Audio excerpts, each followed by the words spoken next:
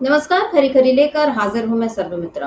देश को एक बार फिर मोदी शाह के झूठे दावों की मार खानी पड़ी है और इस बार जो मार पड़ी है वो ऐसी है जिसका दर्द जाने में न जाने कितने बरस लग जाएंगे, क्योंकि एक बार फिर देश को आतंकी हमलों का शिकार होना पड़ा है। और ऐसा नहीं है कि मोदी ने कभी ये दावा नहीं किया कि आतंकवाद देश से खत्म नहीं हुआ है। आप याद कीजिए 2016 जब उन्होंने नोटबंदी की थी, तब भी यही दावा किया गया था कि नोटबंदी लागू होने का असर ये होगा कि जम्मू कश्मीर से आतंकवाद खत्म हो जाएगा, क्योंकि आतंकियों को पैसे नहीं मिलेंगे। लेकिन उसके बाद भी आतंकवाद खत्म नहीं हुआ। पुलवामा का हमला हुआ और उसका पूरा लाभ बीजेपी को चुनाव में मिला था। आपको याद होगा जब पुलवामा हमला हुआ था उस समय मोदी कहाँ थे? वो जंगल में मजे कर रहे थे। और उसके बाद शाम को उन्होंने चुनावी सभा को संबोधित भी किया और उसके बाद देर रात जाकर उन्होंने अपना खेद प्रकट किया था। तो ये मोदी का रवैया रहा है कि देश में चाहे कुछ होता रहे, उनका अपना एजेंडा बिगड़ना नहीं चाहिए, उनका अपना कार्यक्रम बिगड़ना नहीं चाहिए। हालांकि कल थोड़ा सा इसमें असर देखा गया, क्योंकि जैसे मोदी को जब ये खबर लगी कि आतंकी हमला एक बार फिर देश पर हुआ है, तो सऊदी अरब की यात्रा पर जो वो गए हुए थे उस यात्रा को वो कैंसिल करके बीच में छोड़कर लौट आए हैं। उनके अलावा निर्मला सीतारमण ने भी अपनी यात्रा रद्द की और भी जो बाकी लोगों के कार्यक्रम थे वो रद्द हो रहे थे। लेकिन मोदी के बारे में सोचने वाली बात यह है कि कल 2:15-2:30 के आसपास आतंकी हमला हुआ पहलगाम में और 3:45 का मोदी का सऊदी अरब का एक वीडियो है जिसको एएनआई ने जारी किया है, जिसमें दिखाया जा रहा है कि कैसे उनका स्वागत सत्कार वहां पर हो रहा है। वो वीडियो ये देखिए, आप इस पर तस्वीर में देख सकते हैं, जहां पर लिखा हुआ है कि जेद्दा में मोदी मोदी के नारों के साथ इंडियन डायस्पोरा ने, जो वहां के भारतीय हैं, उन लोगों ने मोदी का स्वागत किया। ये जो वीडियो है ये 4:15 के 3:45 के आसपास का है, जबकि आतंकी हमला हो चुका था 2:15-2:30 तो मोदी को इसकी खबर लग चुकी होगी। नहीं लगी तो ये और बड़ी फेलियर है कि मोदी को आखिर क्यों नहीं पता चला कि उनके देश में 1-1.5 घंटे पहले क्या कुछ हुआ, और अगर पता चला तो फिर किस तरह वो इतने इत्मीनान से अपना स्वागत करवा रहे थे। तो एक तो ये सवाल दिखाती हूँ सितंबर 2024 का, जम्मू कश्मीर में जब चुनाव की तैयारी हो रही थी उस समय मोदी ने क्या दावा किया था, और कल जो कुछ हुआ वो दावा किस तरह से वहीं पर खारिज हो गया। एक बार सुन लेते हैं उस वीडियो को, पुराने वीडियो को, कि उसमें मोदी क्या कुछ कहते हुए दिख रहे हैं। भाजपा एक ऐसा जम्मू कश्मीर बनाने जा रही है जो जम्मू कश्मीर टेरर फ्री होगा और टूरिस्ट के लिए स्वर्ग होगा। मुझे पुराने दिन याद आते हैं। यहां के लोग, खास तौर पर भद्रवाह के साथी,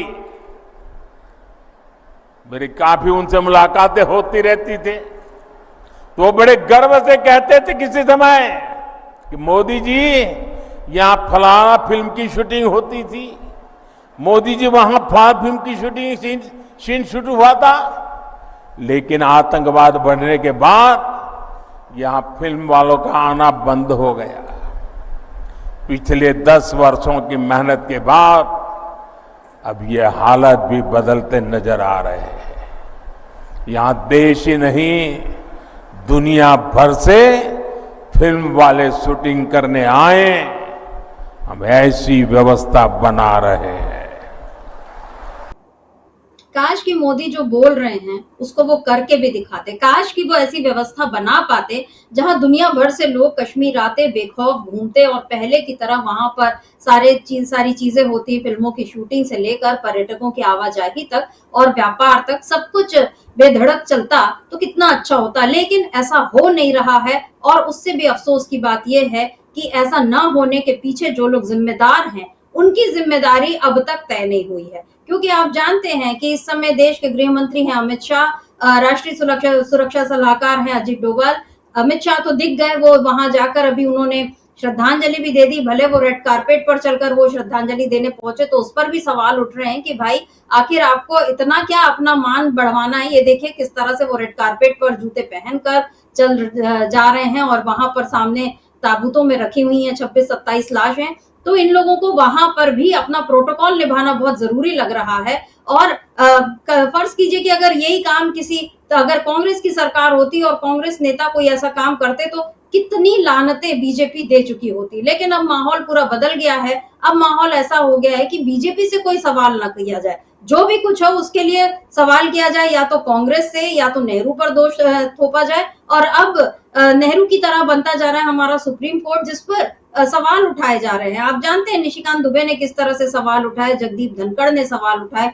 कल एक जाने माने पत्रकार जो खुद को कहते हैं, उन्होंने अपने चैनल में सुप्रीम कोर्ट को ही वो जिम्मेदार ठहरा रहे हैं कि आपको 370 हटाने पर क्यों सवाल करने चाहिए थे, क्यों आपको वहां पर चुनाव की बात करनी चाहिए थी। यानी अभी भी जो जम्मू कश्मीर में सुरक्षा का जो पूरा जिम्मा केंद्र सरकार पर है, क्योंकि केंद्र शासित प्रदेश है और सुरक्षा बल वहां पर संवेदनशील जगह है, लेकिन उसके बावजूद केंद्र सरकार की कोई जवाबदेही अब तक तय नहीं हुई है। सुब्रमण्यम स्वामी ने जरूर मांगा है इस्तीफा और मोदी से कहा है कि आप अमित शाह से इस्तीफे की मांग कीजिए, लेकिन इन लोगों में इतनी नैतिकता नहीं है कि ये खुद से कहें कि हम अपना इस्तीफा पेश करते हैं या हम अपनी कमजोरी स्वीकार करते हैं। ये ऐसा कुछ नहीं कर रहे, ये अभी भी राजनीति कर रहे हैं। बीजेपी छत्तीसगढ़ का एक ट्वीट है, बड़ा ही बेहुदा और बहुत ही घटिया सोच वाला ट्वीट है, जिसमें वो दिखा रहे हैं कि जाति नहीं पूछी और धर्म पूछा और मार दिया। यानी यहाँ पर ये कांग्रेस को और राहुल गांधी को टारगेट करने की कोशिश कर रहे हैं, जो लगातार जाति जनगणना की मांग कर रहे हैं। तो बीजेपी के ये सारे काम एक तरफ, और देश देख रहा है कि किस तरह बीजेपी असली मुद्दों से ध्यान भटका रही है। तो इस समय देश भी पूरा गुस्से से उबल रहा है, क्योंकि ये सही है कि आतंकियों ने वहां पर धर्म पूछकर मारा, लेकिन जो मारा वो गलत किया।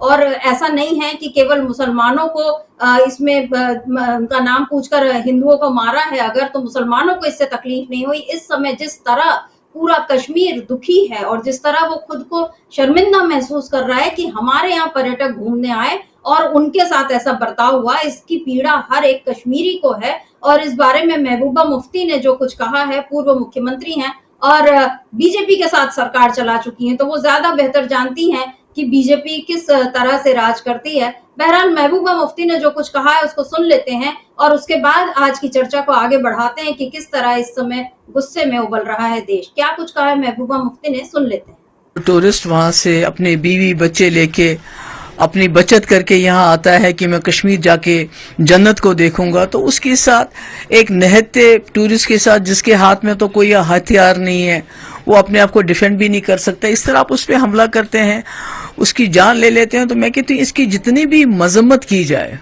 वो कम है। और मैंने पहले भी बोला, फिर से बोलती हूँ कि हम पूरे मुल्क के लोगों से, हम कश्मीरी लोग जो हैं शर्मसार है, शर्मिंदा है कि आप वहां से आए और यहाँ से आप मौत के में चले गए। तो ये इससे बुरा क्या हो सकता है? ब्लेम इसकी कहाँ कर सकते हैं, किसको करेंगे? कल से जो गवर्नमेंट ऑफ इंडिया की तरफ से, फोर्सेस की तरफ से सारा पाकिस्तान को दोष दिया। अगर यहाँ पर महबूबा मुफ्ती के बातों में साफ तौर पर दर्द नजर आ रहा है कि लोग यहाँ घूमने आए और बदले में उनको क्या मिला। मतलब उनको या तो मौत मिली या मौत का दर्द जो उनके परिजनों को सहना पड़ रहा है वो मिला। तो इस बात की परेशानी हर एक कश्मीरी को है और इससे एक बड़ा झटका लगा है कश्मीर में अमन चैन कायम करने की मुहिम को भी। पाकिस्तान से लेकर उसके जो संबंध है उसको लेकर भी कई सारे सवाल उठ रहे हैं। तो अब देखना होगा कि मोदी इस बारे में केवल वो शब्दों का खिलवाड़ करते हैं या चुनाव में आगे जाकर बोलते हैं कि आपका पहला वोट, जो नए वोटर्स हैं उनको ये कहते हैं कि आपका पहला वोट पहलगाम के पीड़ितों के नाम पर होना चाहिए। इस तरह से वो इस गंभीर मुद्दे को भुनाते हैं। ये सारी बातें देखने की होंगी, लेकिन इस समय किस तरह गुस्से में उबल रहा है देश, आज इस पर हम चर्चा करेंगे। हमारे साथ जुड़े हुए हैं अमलेंदु उपाध्याय जी। अमलेंदु जी नमस्कार, स्वागत है आपका इस कार्यक्रम में।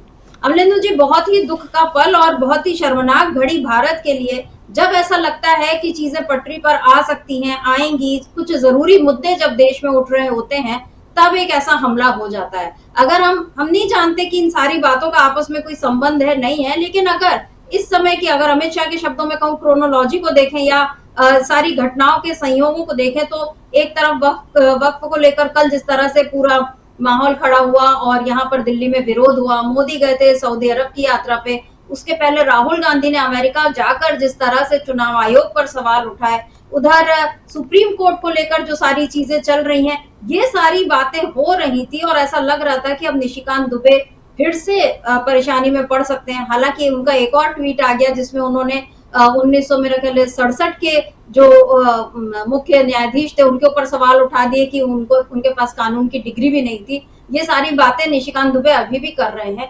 और इन सारी चीजों के बीच एक अनोखा संयोग ये भी है कि मोदी 19 अप्रैल को जाने वाले थे जम्मू कश्मीर, और उस बारे में वो दौरा रद्द हो गया। उनको वहां वंदे भारत ट्रेन को हरी झंडी दिखानी थी कटरा से श्रीनगर तक की, लेकिन वो दौरा रद्द हुआ और कारण बताया गया प्रतिकूल मौसम की स्थिति के पूर्वानुमान के कारण यात्रा स्थगित कर दी गई है।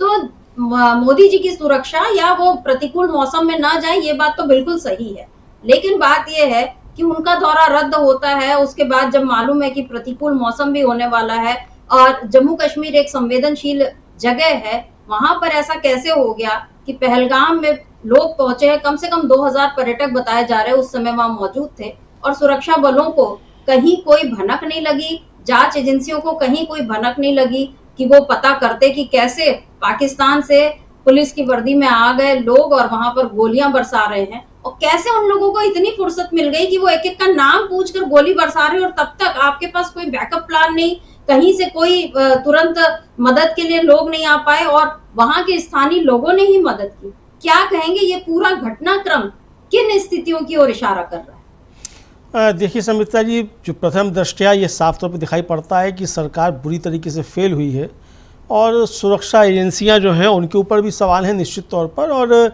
इंटेलिजेंस की फेल्योर तो है ही। अब इसको किसी भी तरीके से छुपाया तो नहीं जा सकता, भले ही कुछ भी तर्क दिए जाएं चाहे सरकार की तरफ से और चाहे मीडिया की तरफ से, लेकिन सरकार की इसमें साफ तौर पर लापरवाही दिखाई पड़ती है। और जब इसकी कोई जांच होगी और कायदे से अगर जांच हुई तब बात है, जांच यहाँ किस तरीके से होती हैं हम लोगों को सबको मालूम है, तो बहुत सारे सवाल उठेंगे। पुलवामा की जांच अभी तक पता नहीं किस नतीजे पर पहुंची है कि नहीं पहुंची, अभी तक नहीं पता है, लेकिन ये एक बड़ी घटना है संमित्रा जी, जो काफ़ी लंबे समय के बाद ऐसा हुआ है जम्मू कश्मीर में कि पर्यटकों को जो है निशाना बनाया गया है। पुलवामा के बाद एक तो ये सबसे बड़ा हमला है जिसमें इतनी ज़्यादा जाने गई हैं, और दूसरी बात ये कि अभी तक जो हमले हो रहे थे उसमें सुरक्षा बलों को हमले का निशाना बनाया जा रहा था, या सुरक्षा बलों से मुठभेड़ होती थी, उसमें जवान मारे जाते थे और इस तरह की चीज़ें होती थीं। लेकिन ये सीधे सीधे पर्यटकों के ऊपर हमला हुआ है। और अगर ये बात सच है जैसा कि बताया जा रहा है कि साहब वो नाम पूछा और नाम पूछकर फिर वो कलमा पढ़वाया, इस तरह की बातें हुई, तो अगर इतना सब हुआ संमित्रा जी, तो 1 मिनट में तो इस तरह की घटना नहीं हुई होगी। अगर 32-33 लोगों की जान जाने की जिस तरह की खबरें आ रही हैं, 28 तो ये बताया जा रहा है कि सरकार की तरफ से ही कहा जा रहा है, हालांकि सरकार की तरफ से भी अभी कोई मैंने नहीं देखा कि कोई स्पष्ट जो है वो संख्या दी गई हो कि इतनी आ चुकी है। क्योंकि मैं देख रहा था कि मिनिस्ट्री ऑफ होम अफेयर्स जो है उसका ट्विटर हैंडल इस पर खामोश है कि इस पर कितने जो है वो जाने गई हैं, कितनी जाने नहीं गई हैं। तो लेकिन अगर ये सच भी है कि अगर 32 हैं या 26 हैं, 28 है, जो भी आ रही हैं सूत्रों के वाले से खबरें, तो इतनी संख्या में फिर जान एकदम से नहीं जा सकती, कम से कम 1 घंटा इतना फिर लगा होगा, चूँकि अगर इस तरीके से हुआ होगा। तो इतने समय में आपका बैकअप प्लान क्या था? दूसरा ये कि एक जो दुनिया का सर्वश्रेष्ठ अपने को चैनल कहता है, सबसे तेज कहता है संमित्रा जी, उसकी एक क्लिप जो है बहुत सोशल मीडिया पर वायरल हो रही है कि उनका संवाददाता वहाँ से कह रहा है और सवाल कर रहा है कि ये सुरक्षा में लापरवाही का मामला है, 2000 से ज़्यादा पर्यटक इकट्ठा थे और सुरक्षा कर्मी एक भी मौजूद नहीं था, तो आखिर ये क्यों है? और लोग उस क्लिप को, और प्लस जो अमित शाह आज पहुँचे हैं और उनका जो काफिला गुजर रहा है, लगभग 150 गाड़ियाँ जो सुरक्षा बख्तरबंद गाड़ियाँ जो उनकी लगी हुई हैं, उसको दोनों क्लिप साझा करके लोग सवाल पूछ रहे हैं कि अमित शाह जी के लिए इतनी सुरक्षा है तो 2000 पर्यटकों के लिए सुरक्षा क्यों नहीं थी? ये सवाल सोशल मीडिया पर पूछ रहे हैं, हम नहीं पूछ रहे हैं। आप सोशल मीडिया पर लोग सवाल पूछते हैं और उसको आप रोक नहीं सकते हैं, और सॉरी माफ़ कीजिएगा, हालांकि रोकने की कोशिशें होती हैं सोशल मीडिया पर भी, वो बात की बात है, लेकिन सवाल तो उठ रहे हैं, देश के अंदर सवाल उठ रहे हैं और सरकार से सवाल उठ रहे हैं। तो अभी सरकार की जिम्मेदारी बनती है कि ये किया है। दूसरा जो हम लोगों ने सुनवाया संमित्रा जी अभी मोदी जी का भाषण की एक क्लिप जो है, तो इस भाषण के बाद अब मोदी जी पर सवाल उठना तो लाजमी है। और फिर हमने ये भी दिखाया कि एक एजेंसी उसको ट्वीट कर रही है 4:30 बजे के आसपास कि मोदी जी वहाँ नृत्य का आनंद उठा रहे हैं। और उसके बाद संमित्रा जी खबर ये आती है कि अमित शाह जो है वो जा रहे हैं जम्मू कश्मीर, अचानक उनका कार्यक्रम बनता है। तो जाहिर सी बात है कि अचानक अगर जम्मू कश्मीर जा रहे हैं, और खबरें यहाँ तब तक क्या आ रही हैं कि कैजुअलिटी कोई नहीं है, 1-2 लोग घायल हुए, ये यहाँ खबरें चल रही। तो 1-2 लोगों के घायल होने पे अगर अमित शाह का तुरंत दौरा बन जाता है जम्मू कश्मीर जाने का संमित्रा जी, तो ये ऐसा नहीं है, यहाँ संदेह पैदा होता है कि सरकार को पहले से मालूम था कि कितनी बड़ी कैजुअलिटी हो चुकी है, और इसलिए सोशल मीडिया पर लोग ये सवाल उठा रहे हैं कि मोदी जी का वहाँ कार्यक्रम चल रहा था और यहाँ जो थी वो खबरें दबाई जा रही थी। अब दबाई जा रही थी नहीं दबाई जा रही थी ये भी हम नहीं कह सकते, हो सकता है सरकार के पास जानकारी नहीं हो, लेकिन अगर सरकार के पास जानकारी नहीं है तो भी ये एक बड़ा सवाल है कि सरकार के पास इतनी बड़ी घटना की जानकारी क्यों नहीं थी। और अगर एक दो लोगों की कैजुअलिटी पे या घायल होने पर ही अमित शाह तत्परता के साथ चल देते हैं कश्मीर के लिए, तो उनका स्वागत होना चाहिए फिर गृह मंत्री का कि उन्होंने गंभीरता से लिया। लेकिन अगर ये गंभीरता से लिया जाता तो इस तरह की चीज़ें नहीं होती। और आज भी वो जो रेड कारपेट बिछा है उसको लेकर भी सोशल मीडिया पर लोग बहुत सारे सवाल उठा रहे हैं और देश जो है उसमें गुस्सा काफ़ी ज़्यादा देखने को मिल रहा है। लेकिन समिता जी, यहाँ ये भी कहना ज़रूरी है कि हमारा जो मीडिया है, ख़ासतौर से जो मुख्य धारा का मीडिया और जो टेलीविज़न मीडिया कहा जा सकता है, उसका रोल बहुत ज़्यादा ख़राब है। वो भारतीय जनता पार्टी के एक तरह से कहा जाए टट्टू की तरीके से काम कर रहा है। उसको ना देश की एकता अखंडता से कोई मतलब है, ना इससे मतलब है कि कितना बड़ा संकट देश के सामने आया है और इतना बड़ा अगर कोई चरमपंथी हमला हुआ है उस समय इसको जिम्मेदारी से काम करना चाहिए था और देश के प्रति वफादारी जो है वो इस मीडिया को दिखानी चाहिए थी, जो कि वो नहीं दिखा रहा है समिता जी। जी बिल्कुल, और वो पूरी तरह से उसका मीडिया का जो मेन स्ट्रीम मीडिया जिसको कहा जाता है वो इस समय इस कोशिश में लगा है कि किसी भी तरह इस मामले में मोदी शाह के ऊपर कोई आंच ना आए और सारे सवाल जो हैं वो या तो कांग्रेस अगर सवाल कर रही है तो कांग्रेस पर किया जा रहा है कि आप राजनीति मत करिए। तो लोग भी अब इतने सतर्क हो चुके हैं। मोदी का जो मुंबई हमलों के समय का जो वीडियो है वो अब जारी कर दिया गया है कि देखिए मोदी ने उस समय किस तरह गुजरात के मुख्यमंत्री होते थे और कैसे वो मुंबई आकर बता रहे हैं कि मैं हेमंत करकरे के भी घर गया और कैसे यहाँ पर सरकार का फेल्योर है। तो मोदी ने तब राजनीति करने में कोई कसर नहीं छोड़ी थी। मोदी अब भी वही कर रहे हैं, क्योंकि अभी ये कहा जा रहा है कि ये पुलवामा 2 है। अब इसको पुलवामा 2 बोलने का क्या मतलब है अमलेंदु जी? ये भी साफ जाहिर हो रहा है कि वो पुलवामा की घटना वो थी, वो 1 को ही आप कम से कम अगर आप उसको 1 बोल रहे हैं तो पहले आपको ये सवाल करना चाहिए कि पुलवामा के दोषियों का क्या हुआ, कब वहां पर किस तरह से इतना 45 किलो RDX जो कहा जाता है वो कैसे पहुंच गया था। वो सारे सवाल अभी तक नहीं, उनके जवाब नहीं मिले हैं, किसी की जवाबदेही तय नहीं हुई। सत्यपाल मलिक जिन्होंने हमारे डीबी लाइव से ही चर्चा में ये कहा था कि मैंने कहा था कि जवानों को आप एयरलिफ्ट कराइए, लेकिन नहीं कराया गया, तो उनका भी वहां से ट्रांसफर हो गया और फिर किस तरह से CBI ED सब उनके पीछे पड़ी है ये भी हम लोगों ने देखा है। तो इस समय देश में यही हो रहा है। और मीडिया की जो बात आपने की है, तो कल एक चैनल पर जिसका जिक्र मैंने किया, वहां पर वो सुप्रीम कोर्ट से सवाल कर रहे हैं कि वहां की सुरक्षा की बात, और सवाल होने चाहिए मोदी शाह से, सवाल किए जा रहे हैं सुप्रीम कोर्ट से। और उसी चैनल में जो जनरल बख्शी है उनका एक जरूरी वक्तव्य आया, वो काफी, हमेशा वो मोदी की तारीफ करते रहते थे, लेकिन उन्होंने ये कहा कि पिछले 3-4 सालों में सेना में भर्तियां कम हो गई हैं, कम से कम 1 लाख सैनिक जो है वो घटे हैं, और आप पैसा बचाकर, किस जीनियस ने आपको ये सलाह दी है कि आप पैसा बचाइए और इससे फिर देश की सुरक्षा को आप उसके साथ समझौता कीजिए, क्योंकि अगर आपको पहाड़ों पे, जंगल में, सीमाओं पर जब भी आपको सुरक्षा करनी होती तो आपको उसके लिए मैन पावर चाहिए होता है, लेकिन आप वो मैन पावर को ही खत्म कर रहे हैं। तो अमलेंदु जी, यहाँ पर जिस तरह से अब एक बात से दूसरी बात जुड़ती जा रही है, कड़ी से कड़ी जुड़ रही है कि ये केवल ऐसा नहीं, एक तो यहाँ पर सुरक्षा एजेंसियों की फेल्योर सामने आ रही है, दूसरी बात जो सेना में भर्ती जो कम कर दी गई, तीसरी बात जिस तरीके का रवैया अभी भी सरकार का है कि वो जिम्मेदारी नहीं ले रही है, ये सारी बातें। और सबसे अहम बात कि मीडिया, अभी एक और मीडिया पर्सन जो है वो पहुंच गई वहां कश्मीर और वहां वो लोगों से बोल रही है कि उनको धर्म के नाम पर मारा गया, आप इस पर क्या कहेंगे? तो एक सज्जन ने उन्होंने जवाब दिया कि मीडिया इस बात को नहीं दिखा रहा, नेशनल मीडिया, कि कैसे यहाँ के मस्जिदों ने अपने दरवाजे खोल दिए हैं, कैसे पीड़ितों को और जो बाकी पर्यटक है उनको सहायता उपलब्ध कराई जा रही है, उनको खाना पीना, दवाइयां, सब चीजें दी जा रही है। मीडिया इस चीज को क्यों नहीं दिखा रहा है? क्यों वो एक किसी एजेंडे को बढ़ा रहा है जिससे कि नफरत बढ़े? तो अमलेंदु जी, ये जो सारी चीजें हो रही हैं, क्या कहेंगे? तो को अब ये चीजें समझ में आ रही हैं और इसीलिए लोगों के बीच गुस्सा बढ़ रहा है मोदी सरकार को लेकर। और क्या ये हमला पुलवामा 2 जिसको बताया जा रहा है, ये पुलवामा 1 की तरह मोदी को फायदा नहीं देगा? क्या ये बात अब इस बार ऐसी दिखाई दे रही? देखिए समिता जी, हम लोग तो चूंकि पत्रकार हैं और विश्लेषण करते हैं कि घटनाएं क्या चल रही हैं और ये किस तरफ जा रही हैं और इसके क्या निहितार्थ हो सकते हैं।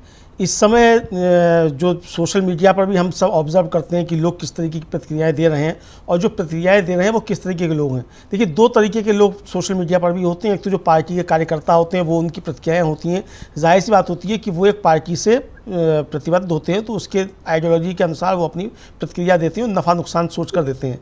दूसरा एक होता है कि जो एक आम आदमी होता है वो अपनी प्रतिक्रियाएँ देता है। तो अब जो आम आदमी सोशल मीडिया पर सर मित्रा जी प्रतिक्रियाएं दे रहा है वो सरकार के पक्ष में दिखाई नहीं पड़ती हैं। और अगर सरकार ये सोचती है कि इससे उसको फ़ायदा होगा और कोई मध्यावधि चुनाव की जो तरफ अगर बढ़ना चाहती है, चूँकि पुलवामा के बाद तो चुनाव हुआ था और उसका फ़ायदा भारतीय जनता पार्टी को मिला था, तो अगर बीजेपी ये सोचती है और मोदी सरकार ये सोचती है कि इसको पुलवामा 2 कहकर अगर आप इसका कोई फ़ायदा लेने की कोशिश करेंगे तो इसका आपको नुकसान होगा।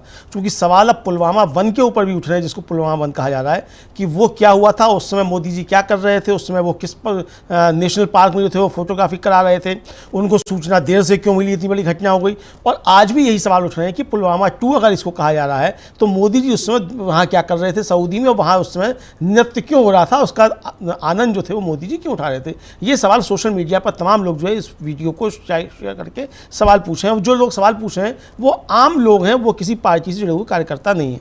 इसका मतलब समित्रा जी की सरकार के खिलाफ एक माहौल जो है वो अब देश के अंदर बनता हुआ दिखाई पड़ रहा है कि ये सरकार बतौलेबाजी करती है।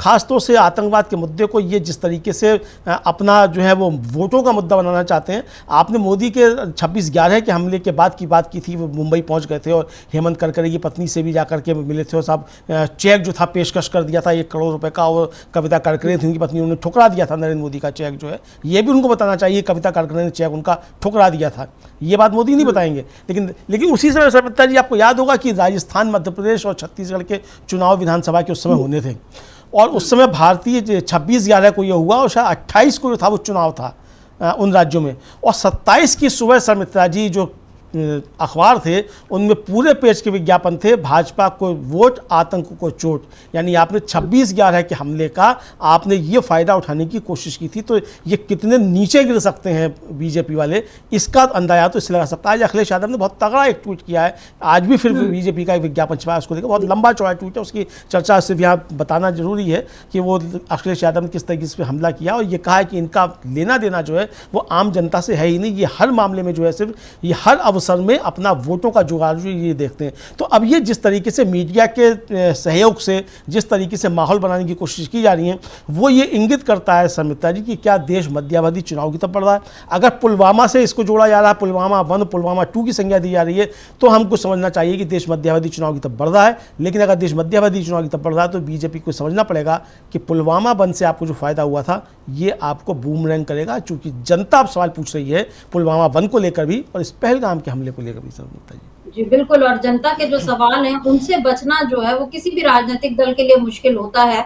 जब कांग्रेस ने नहीं सुनी थी जनता की बात या वो उसकी नब्ज को नहीं समझ पाई, उसके दर्द को नहीं समझ पाई, तो फिर कांग्रेस को सत्ता से बाहर होना पड़ा था। और अब वैसे ही हालात बीजेपी के लिए बनते हुए नजर आ रहे हैं। हालांकि मोदी को ये लगता है कि वो किसी भी तरह चीजों को मैनेज कर लेंगे और इसमें मीडिया और सोशल मीडिया उनके बड़े टूल किट बन चुके हैं। लेकिन अब इसी सोशल मीडिया में सच्चाइयां भी सामने आ रही हैं। अनुराग ठाकुर का यहाँ जिक्र करना चाहूंगी अमलेंदु जी। अभी भारत पाकिस्तान मैच हुआ था दुबई में और उसमें अनुराग ठाकुर ने शाहिद अफरीदी के साथ बैठकर मैच देखा था। पाकिस्तान के पूर्व क्रिकेटर हैं लेकिन भारत के बारे में बहुत अच्छी बातें नहीं करते हैं। तो हम खेल और खिलाड़ियों और कला और इन सबको इनसे दूर रखना चाहते हैं क्योंकि ये एक अलग मुद्दा है। लेकिन फर्ज कीजिए कि अगर यही जैसे राहुल गांधी बैठ जाते हैं किसी पाकिस्तानी क्रिकेटर के साथ बैठे हुए दिखाई देंगे, या अगर वो अमेरिका में भी जॉर्ज सोरोस के किसी व्यक्ति के साथ बैठे हुए दिखाई देंगे तो उनको देशद्रोही ठहराने में ज्यादा देर नहीं की जाती। यहाँ पर शाहिद अफरीदी के साथ अगर हम चाहें तो उसको दिखा सकते हैं और उस तस्वीर को देख के समझ में आएगा कि कितने आराम से ये दोनों बैठकर मैच देख रहे हैं, आनंद ले रहे हैं। ये देख लीजिए। और ये अनुराग ठाकुर हैं जिन्होंने गोली मारो वाला नारा भी दिया था और जो देशभक्ति के बिल्कुल जिस तरह से इनकी अपनी मिसालें अलग ही हैं। अमलेंदु जी क्या कहेंगे यहाँ पर जिस तरीके से बीजेपी जो नैरेटिव सेट करने की कोशिश करती रही है, क्या इस बार वो खुद फंस गई है? अब लोग क्या सवाल नहीं करेंगे कि भाई अनुराग ठाकुर जी आप क्यों शाहिद अफरीदी से मिलने गए? मोदी जी से तो सवाल अभी पूछे नहीं जाते कि आप नवाज शरीफ के घर क्यों चले गए थे बिरयानी खाने, क्यों मतलब लाल कृष्ण आडवाणी पर तो कार्रवाई हो गई थी, मोदी पर कोई कार्रवाई नहीं की संघ ने। क्या है इस सारे खेल के पीछे की हकीकत आपकी नजर? देखिए समित्रा जी, एक तो ये साफ तौर पर दिखाई पड़ता है कि भारतीय जनता पार्टी के लिए राष्ट्रीय सुरक्षा भी एक सिर्फ चुनावी मुद्दा है और इस चुनावी मुद्दे से बढ़कर कुछ भी नहीं है। और इनको इस चुनावी मुद्दे, अगर आपका चुनावी मुद्दा भी, तब भी आपको इस पर काम करते हुए दिखाई पड़ना चाहिए, क्योंकि सरकार में आप हैं। अब आप पंडित नेहरू को दोष देकर नहीं निकल सकते हैं।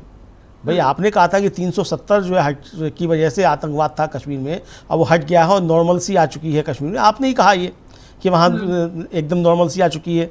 और अमित शाह जी का बयान वो खूब वायरल हुआ कि जब हटाई जा रही थी 370 जो थी उसको लेकर कि साहब 370 की वजह से आतंकवाद था। तो ये सब, तो अगर ये इस तरह की चीज़ें हो रही हैं तो फिर अब सवाल तो सरकार पर निश्चित तौर पर उठेंगे और सरकार को इससे बचना भी नहीं चाहिए, सवालों के जवाब सरकार को देने चाहिए। अगर ये सरकार का फेल्योर नहीं है सर मित्रा जी, तो फिर सरकार को फिर बताना चाहिए कि फेल्योर ये किसका है आखिर। अब जैसे जिस चैनल का आपने जिक्र किया, हालांकि वो सुप्रीम कोर्ट पर सवाल उठा रहा था वो चैनल, उसका मालिक, संपादक और एंकर जो है वो तीनों चीज़ें एक ही हैं, और उसको भी सुप्रीम कोर्ट ने आधी रात में जो थे सुप्रीम कोर्ट खोलकर जमानत दी थी। और वो सुप्रीम कोर्ट पर सवाल उठा रहा था कि साहब वहाँ चुनाव करवा दी। अरे भाई अफसफा तो अभी भी वहाँ लागू है, पुलिस प्रशासन और जो भी वहाँ है वो सब अमित शाह के अंडर में है, तो फेलियर तो ये अमित शाह का है। और अगर बाहर से आतंकी आज चले आ रहे हैं तो ये फेलियर किसका है अगर आतंकी चले आ रहे हैं? यानी वहाँ तो एक सिपाही का ट्रांसफ़र भी जो है वो उमर अब्दुल्ला अपने हाथ से नहीं कर सकते, वो भी एलजी को करना है सीधे सीधे। और आपने वहाँ चुनाव कराने से पहले मुख्यमंत्री के अधिकार तो जैसे आपने 70% कम कर दिए। मुख्यमंत्री के हाथ में है क्या? मुख्यमंत्री एक मेयर के बराबर उसकी हैसियत नहीं है, विकास कार्यों तक में जो है एलजी वहाँ सबसे ज़्यादा है। तो आपने जो किया है तो जिम्मेदारी तो मनोज सिन्हा की और जिम्मेदारी तो अमित शाह की होगी, तो अमित शाह इसकी जिम्मेदारी क्यों नहीं लेते? और अमित शाह के ऊपर ही ये सवाल हमारा नहीं है सर मित्रा जी, ये सवाल भारतीय जनता पार्टी के ही नेता हैं डॉक्टर सुब्रमण्यम स्वामी, और सीनियर लीडर हैं, अमित शाह से पहले वो केंद्रीय मंत्री रह चुके हैं और अमित शाह से पहले ही जो है वो सांसद भी थे बीजेपी की राज्यसभा के। तो ये सवाल तो वो उठा रहे, वो कह रहे हैं कि मोदी जी को अगर अपनी खाल बचानी है तो आप जो है अमित शाह को बर्खास्त कीजिए, ये उनकी मांग है। तो पहले बीजेपी अपने घर के अंदर झांके कि उसके अंदर अमित शाह के इस बात को लेकर किस तरीके से सवाल उठ रहे हैं। तो ये सवाल तो निश्चित तौर पर उठेंगे समिता जी। मुझे लगता है बीजेपी के अंदर भी सुगबगाहट हो रही है कि ये सरकार बुरी तरीके से फेल हो रही है और इसका नुकसान जो है पार्टी को भी हो रहा है, मतलब बीजेपी एक पार्टी के तौर पे बीजेपी को हो रहा है। मोदी जी को भले ही फ़ायदा कुछ हो रहा हो कि मोदी सरकार में बने हुए हैं 11 साल से और अभी उनको लगता है कि शायद काम करेंगे आगे, लेकिन अगर समिता जी इसके पीछे कोई ये तलाशा जा रहा हो कि साहब इसके जरिए मध्यावधि चुनाव में जा सकता है, तो मुझको लगता है कि इसका नुकसान बीजेपी को होगा। बाकी हर पार्टी अपना आकलन करने के लिए स्वतंत्र है कि उसको किससे फ़ायदा होता है किसको फ़ायदा नहीं होता, उसमें हम किसी को कुछ ज्ञान देने वाले तो हैं नहीं, हम तो विश्लेषण और परिस्थितियाँ उनका विश्लेषण कर रहे हैं। हमको लगता है कि सरकार चूंकि हर मामले पर फेल हो रही है, आर्थिक मोर्चे पर सरकार पहले से घिरी हुई है, ज़बरदस्त तरीके से घिरी हुई है, राजनीतिक तौर पर सरकार घिरी हुई है, एजेंसियों के दुरुपयोग को लेकर सरकार घिरी हुई है, और अब सुरक्षा का मामला जो इसको भी लेकर सरकार ज़बरदस्त तरीके से घिरी हुई है। चूँकि आपने कश्मीर से धारा 370 हटाने को लेकर आपने एक अपना चुनावी मुद्दा बनाया और आप उसके आधार पर चुनाव लड़ना चाहते हैं और आप बताना चाहते हैं कि आपने वहाँ बहुत अच्छा काम किया। तो लेकिन आपका अच्छा काम अगर वहाँ कामयाब नहीं हो रहा है और आपको अगर वहाँ दिक्कतें हो रही हैं, एक तो ये समझता जी कि ये बहुत घटनाएं अभी मतलब जब से वहाँ चुनाव हुए उसके बाद तुरंत शुरू हो गई, तो सरकार को उस पर ध्यान देना चाहिए था कि अगर वहाँ के अवाम ने बढ़ चढ़कर एक डेमोक्रेटिक जो हमारा रास्ता है उसमें अपना अकीदा जो है वो जताया है और उसने विश्वास जताया है, तो फिर आपको उस विश्वास की रक्षा करनी थी। ये जिम्मेदारी केंद्र सरकार की बनती थी कि वो उस विश्वास की रक्षा करे वहाँ के आम आवाम की, लेकिन आपने वहाँ का आम आवाम का विश्वास जो है उसको भी तोड़ा है। और आपने एक तरीके से कहा जाए कि आपने जो सुरक्षा बल हैं उनका भी आपने भरोसा तोड़ा है, क्योंकि बहुत सारी चीज़ें उठ रही हैं। अब जैसा आप उस चैनल का आपने जिक्र किया, वो जनरल GD बख्शी जो बीजेपी के समर्थक समझे जाते हैं, और उन्होंने ही सवाल उठाया कि भाई आपने कोरोना के बाद से सेना में भर्ती बंद कर दी, आप अग्निवीर ले आए, अग्निवीर की पहली खेप रिटायर होने वाली है, अग्निवीर बेचारा क्या करेगा जब उसको उस तरह का प्रशिक्षण नहीं है, सेना में 1,80,000 जवानों की कमी है। ये आरोप जो है खुद मेजर जनरल जो है GD बख्शी, ये उनका जो बीजेपी के समर्थक हैं उनका ही सवाल है। तो सवाल तो समिता जी बीजेपी का जो इनर सर्किल है उसके अंदर से उठ रहे हैं बीजेपी पे और नरेंद्र मोदी और अमित शाह के ऊपर। अग्निवीर को लेकर बहुत सारे सवाल उठ रहे हैं, क्या अभी भी ये सरकार चेतेगी और अग्निवीर पर कोई अपना पुनर्विचार करेगी? ये भी सवाल है।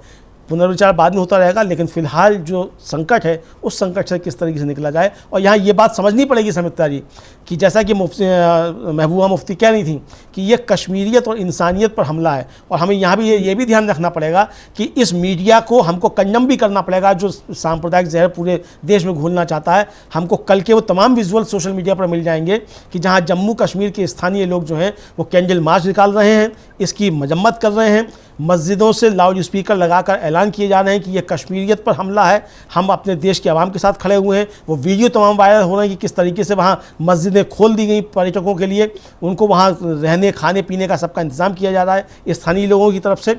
और आज जिस तरीके से जम्मू कश्मीर में पूरा बंद का ऐलान किया गया है, ये कश्मीर की भारत के साथ एकजुटता को दर्शाता है। अब ये सरकार की जिम्मेदारी बनती है कि अगर आवाम ने आपके साथ एकजुटता दिखाई है तो आपको उस आवाम के भरोसे का एहतराम करना है और उस भरोसे को कायम रखना, ये जिम्मेदारी सरकार की बनती है। शर्मिष्ठा जी जी बिल्कुल। और सरकार लेकिन इस जिम्मेदारी को बिल्कुल नहीं निभा रही और मीडिया का जिक्र ही बार बार आ रहा है। तो एक वीडियो मैंने अभी देखा, एक लोकल चैनल जैसा, जो उसमें एक जो एंकर है वो कह रही है कि राहुल गांधी की सरकार और उमर अब्दुल्ला की सरकार ने और वहां पर ऐसा आतंकी हमला हुआ, यानी उसको ये नहीं मालूम कि राहुल गांधी सरकार में नहीं है वहां पर, यानी कांग्रेस शामिल नहीं है। और दूसरी बात कि अगर सरकार वहां पर चुनी है लोगों ने और बीजेपी को नहीं चुना, तो लेकिन फिर भी केंद्र शासित प्रदेश है तो पूरी जिम्मेदारी अभी भी बीजेपी की है। ये सारी जानकारी होने के बावजूद यार नहीं है तो और भी बुरी बात है। लेकिन उसके बाद भी ये जो गलत बयानी पूरे देश में एक फैलाने की कोशिश हो रही है और हिंदू मुसलमान इसको जिस तरीके से किया जा रहा है,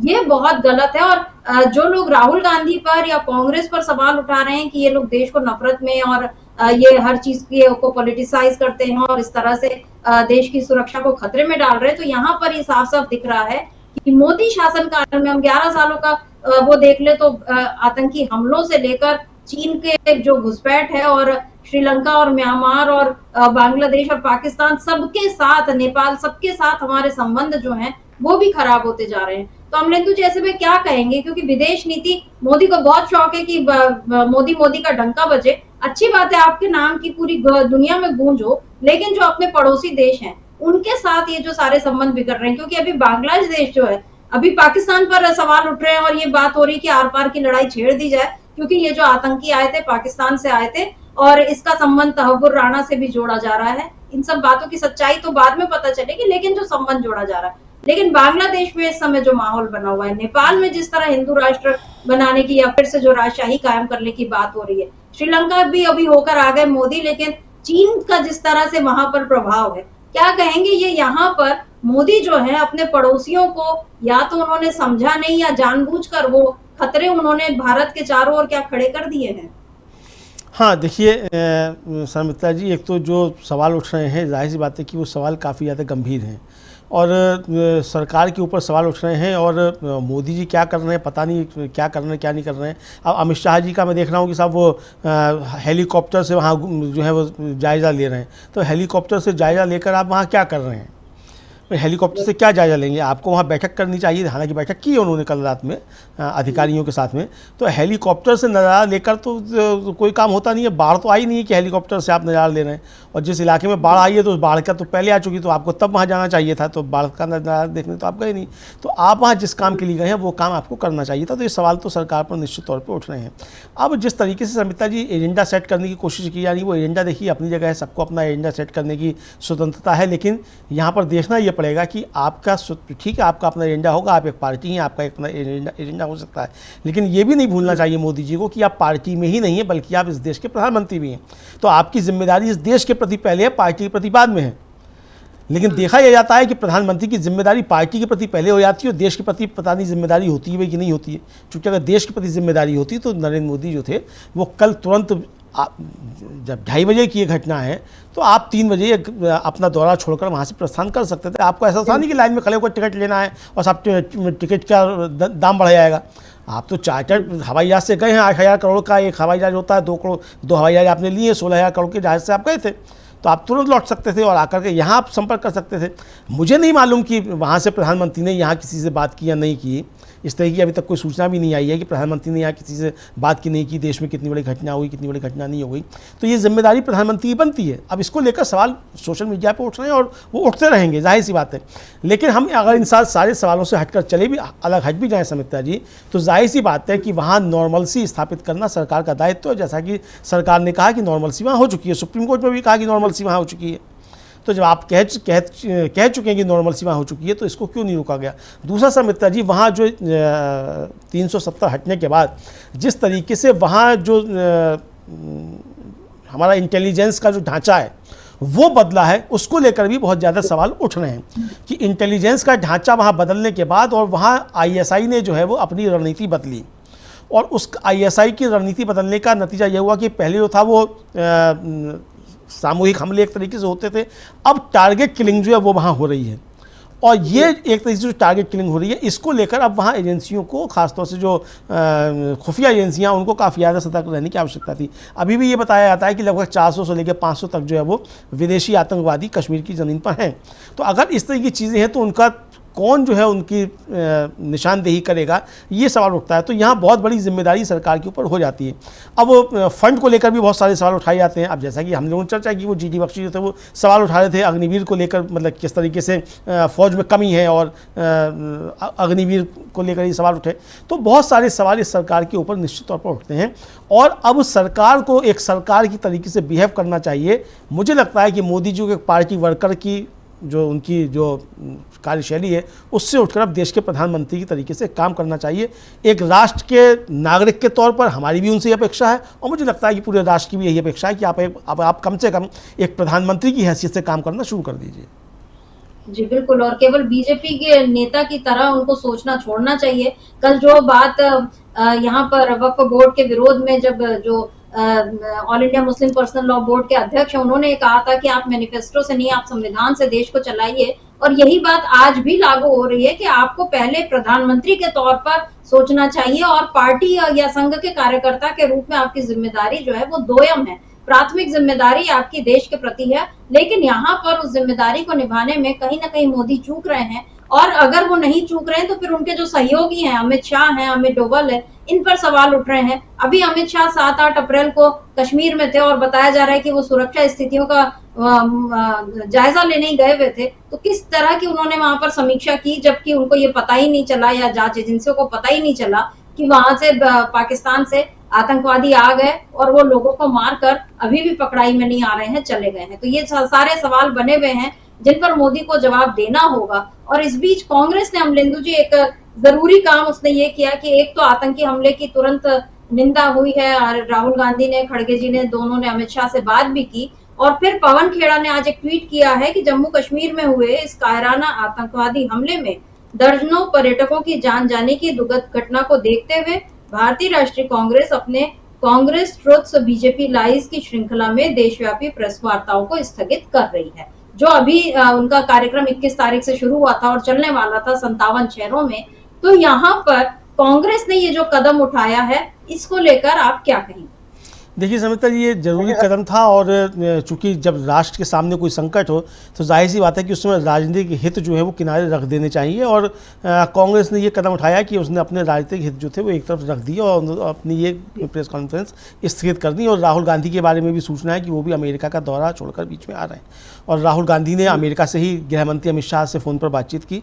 मल्लिकार्जुन खड़गे जो कांग्रेस के अध्यक्ष हैं उन्होंने भी बातचीत की और मल्लिकार्जुन खड़गे ने अपना एक वीडियो वक्तव्य भी जारी किया। उसको भी हम लोग सुन सकते हैं कि उन्होंने क्या कहा है मल्लिकार्जुन खड़गे ने। और उन्होंने भी कहा है कि हमने भी गृहमंत्री से बातचीत की।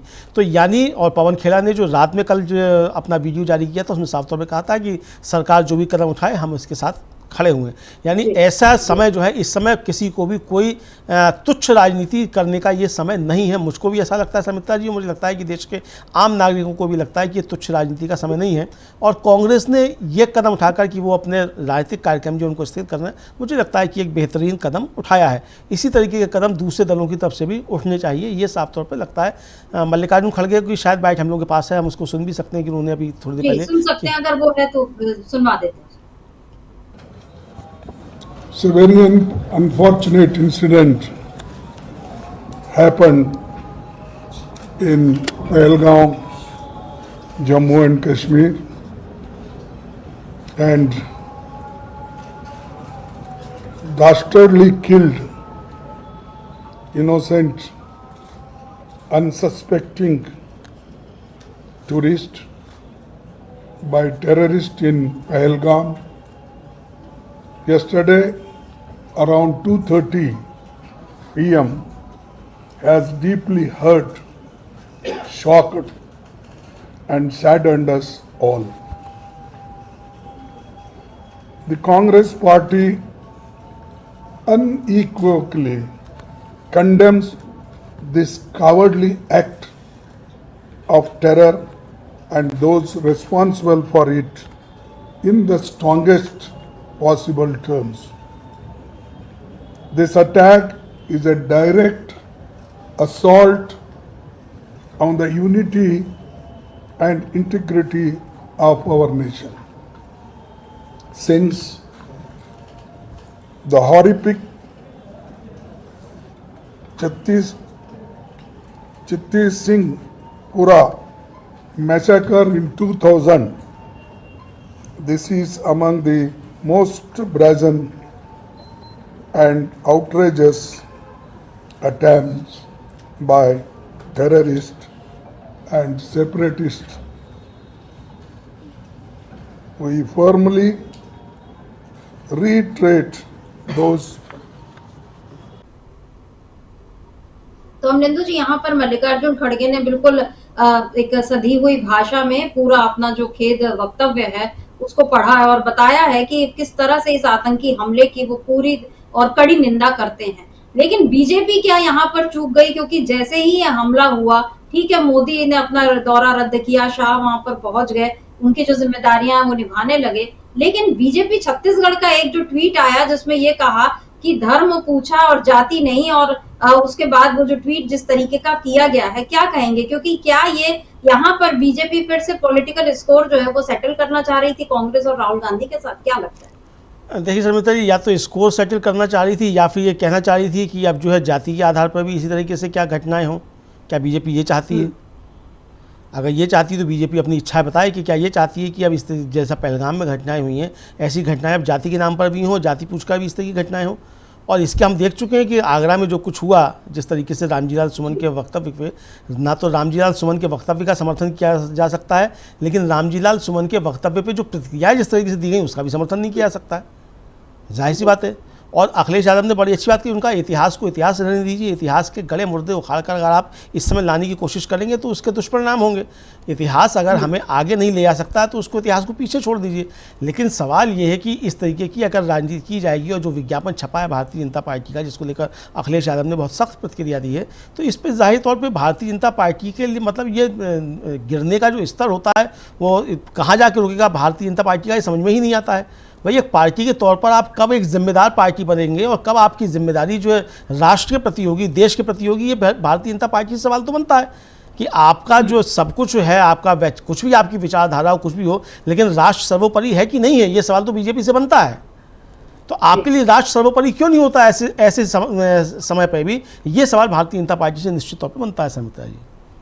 जी बिल्कुल, और बीजेपी को बताना चाहिए कि उसके लिए चुनाव जीतना प्राथमिकता है या राष्ट्र की रक्षा या यहाँ के जो मूल्य हैं, परंपराएं हैं, संविधान है, उसको बचाना, लोकतंत्र को बचाना उसकी प्राथमिकता है। ये बीजेपी को क्लियर करना चाहिए, और अगर नहीं करेगी तो चीजें और उलझती जाएंगी और इस उलझन में सबसे ज्यादा नुकसान बीजेपी को होगा, क्योंकि इस समय जो माहौल बना हुआ है उसमें अब देश में गुस्सा फैल रहा है और इसका असर उन्हीं पर होगा जो सत्ता पर बैठे हुए हैं। तो बहुत सारी चीजें इस समय होने वाली हैं, और आगे अब पहलगाम के जो दोषी हैं उनको कब तक पकड़ा जाता है, किस तरह से इस मामले में मरहम लगाया जाता है, केवल शाब्दिक सांत्वना देना या मुआवजों की घोषणा करने से आगे भी सरकार कोई कड़ा कदम उठाती है या नहीं, ये देखना होगा। तो अमलेंदु जी, आज की इस चर्चा को यहीं रोकते हैं। आपका बहुत बहुत शुक्रिया, और शुक्रिया आप तमाम दर्शकों का जो आप हमारे साथ जुड़े और आपने आज की चर्चा को ध्यान से सुना।